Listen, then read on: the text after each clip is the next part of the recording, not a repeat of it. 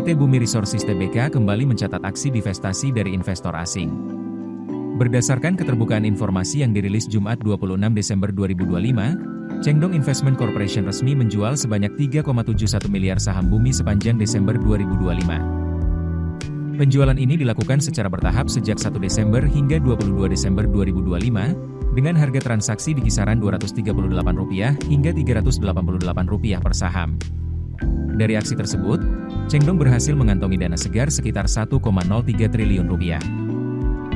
Sebelum transaksi, Chengdong menggenggam 25,98 miliar saham atau setara 6,99% kepemilikan. Setelah divestasi, kepemilikan turun menjadi 22,27 miliar saham atau 5,99%. Manajemen Bumi menegaskan, tujuan transaksi ini murni untuk divestasi dan kepemilikan dilakukan secara langsung pada saham biasa. Menariknya, aksi jual ini terjadi di tengah performa saham Bumi yang sebenarnya cukup agresif. Hingga penutupan perdagangan 24 Desember 2025, saham Bumi memang terkoreksi 4,74% ke level Rp362 per saham. Namun secara bulanan, saham ini sudah melonjak 39,23%, bahkan melesat lebih dari 206% sejak awal tahun.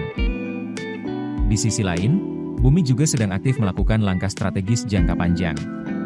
Emiten batubara ini baru saja merampungkan akuisisi lanjutan terhadap Jubilee Metals Limited, perusahaan tambang emas yang beroperasi di Queensland Utara, Australia.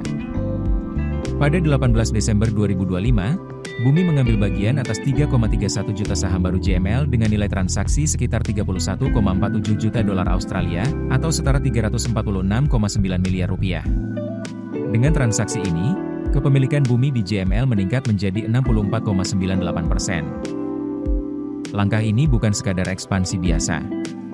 Akuisisi JML menjadi bagian dari strategi diversifikasi besar Bumi, yang menargetkan komposisi EBITDA 50/50 antara batu bara termal dan aset non-batu bara termal pada 2031. Strategi ini disiapkan untuk memperkuat ketahanan bisnis di tengah transisi energi global. JML sendiri ditargetkan mulai produksi pada Juli 2026, dengan estimasi produksi emas mencapai 9,89 ribu ons di tahun pertama operasionalnya. Bagi investor retail, aksi jual investor besar tidak selalu berarti sentimen negatif. Yang perlu dicermati adalah tujuan divestasi, kondisi fundamental, serta arah strategi jangka panjang perusahaan. Otoritas pasar juga terus mengingatkan agar investor tidak hanya terpaku pada pergerakan harga jangka pendek, tapi memahami risiko, siklus komoditas, dan diversifikasi bisnis emiten sebelum mengambil keputusan investasi. Keputusan bisnis terbaik datang dari data, bukan tebakan. Mudah berlangganan Business Insight dengan subscribe with Google.